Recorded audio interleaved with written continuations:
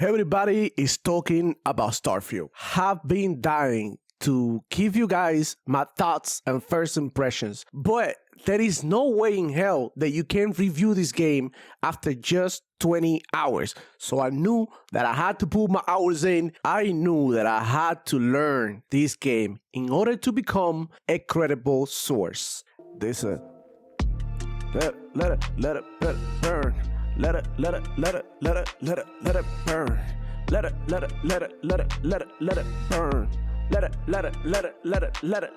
burn. Hey you guys, welcome back to the channel. It's your boy Demoflow, and this is the Starfield special. In this edition, we are gonna talk about the good, the bad, the ugly, and the lies. Remember, this is just my opinion, and this is just how I feel after playing about 60 hours of Starfield. The first thing that I gotta mention here is that not one video on YouTube can do justice to how Starfield looks and feels. This is a game that you have to try yourself. The Starfield universe is not only huge, but it's filled with things to do. At first glance, this game can literally stress you out. So this is a game that you have to try when you have the time. This is a game that requires you to read. This is a game in which you have to pay attention and be aware of your surroundings. If you don't know how to read, if you have no comprehension skills, if you're not aware of your surroundings, and if you have no experience playing video games, this game is not for you. Just to make it clear, Starfield is easy on the eye but super hard to get into, which is perhaps the biggest flaw that this game has. Let's get rid of the elephant of the room. Exploration. Or I mean, loading screens galore. I know that could be a turn off for a lot of people, but to me, it wasn't. The loading screens last anywhere from 5 to 6 seconds, sometimes even 3 seconds.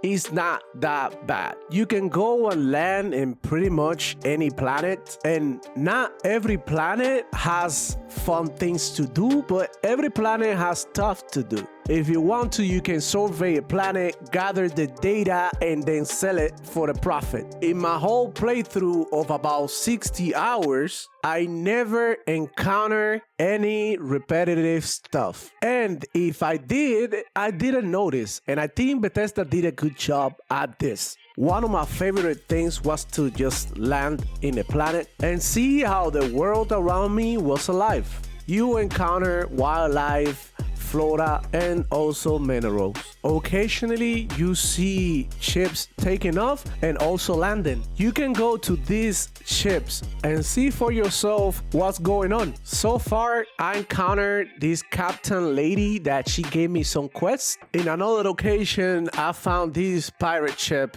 I killed the whole crew and boarded their ship and kept it to myself. I totally recommend you to steal a ship because they are super expensive, and at the beginning of the game your ship is so bad and you end up getting killed every time. In other words, exploration is there but not on No Man's Sky level. Also, this is not No Man's Sky. This game has a GPS system. That's right, you just open up your scanner and you could literally find your way to every quest. However, when it comes to finding places like shops and other important landmarks, you must use your eyes.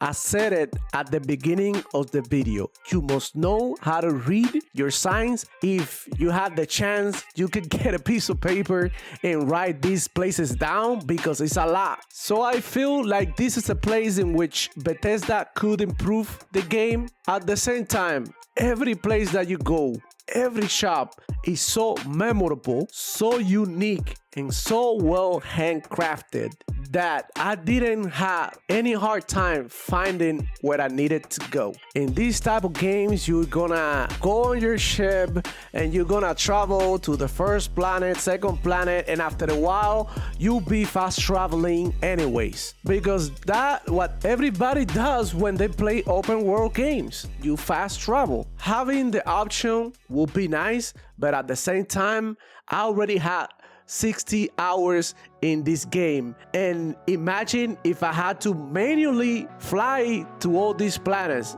Let's talk about the gunplay. The gunplay is fun. It's a big improvement over other Bethesda titles like Fallout. All guns have different capabilities and they all have their strengths and weaknesses. They feel and sound different, all of them. The movement is tight and you could tell id Software helped in this aspect of the game. Combat feels fun even at the beginning of the game when you are limited with your abilities and equipment. Once again, Bethesda surprised me. I knew id Software had something to do with this gunplay, but I never thought that it was gonna be this good. For the most part, I played on my Xbox Series X at 4K 30 FPS.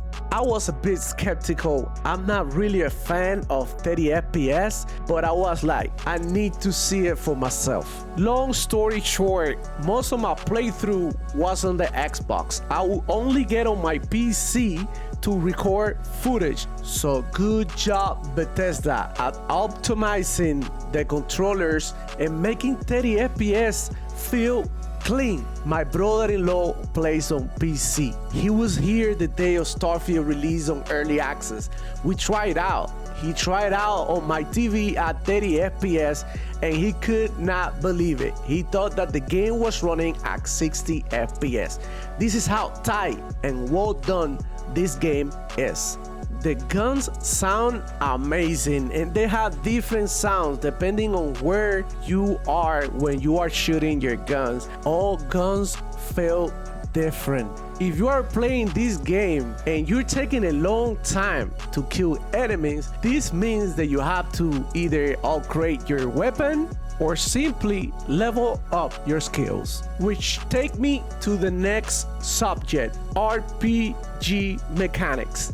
Perfect. And here is why. Starfield feels like real life. You would think I'd be making this up, but this is exactly how it made me feel. If you wanna level up a skill, you need to use it. For example, I wanna higher damage with shotguns. You can unlock the tree with one skill point, but in order to level up that skill and make it stronger, you need to complete certain challenges that involve utilizing that skill. That was one of my favorite parts of this game. Anytime you needed something, you just do it and you just get better at it. What do you know? Just like in real life, the more you train, the more you do something, the better you become at it. I think Bethesda really killed it with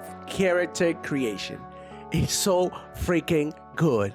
I don't really spend much time on character creation because I honestly don't care much for these things, but Bethesda really went crazy with it. You can have your own parents. You can pick up a trait that's called wanted, that every time you leave a planet, you have somebody looking for you. You can even get the adoring fan to follow you and become part of the crew as one of the perks. For real, outstanding. There is so much that I couldn't even see in my 60 hours. And I'm making this video, honestly, thinking about playing Starfield. I do not want to get into the story, whether it is good or bad. That's really subjective because I'm not even done with the story. A lot of people felt like they needed to rush the story, and yeah, to an extent I agree with them, but once you get to a certain point in the story, the rest can't wait. Once again, my advice is to take it easy. Do not rush this is not a game that you can just sit down and play 1 hour or 2 and be happy with that. You need more time, which leads me to the conclusion of my first impressions. As I said before at the beginning of the video, this is only my opinion. So if you have your own opinion, please leave me down there in the comments. What do you think about Starfield? Did it meet your expectations? Were you expecting more? Did it let you down? Does it suck? Let's keep it real. This is by no means a bad game. At the same time, I understand why some people don't like it. I know, you guys, and it is because Starfield makes you think. Starfield makes you read. Those are values that we're losing in modern society. Starfield is the type of game that the more you invest in it, the more it gives you. 60 hours in, and I'm still finding new quests, new weapons, new equipment, new places, new NPCs and people, new tricks, new power and abilities. The sense of discovery that this game offers is on another level. There's no game out there that can give you what Starfield gives you.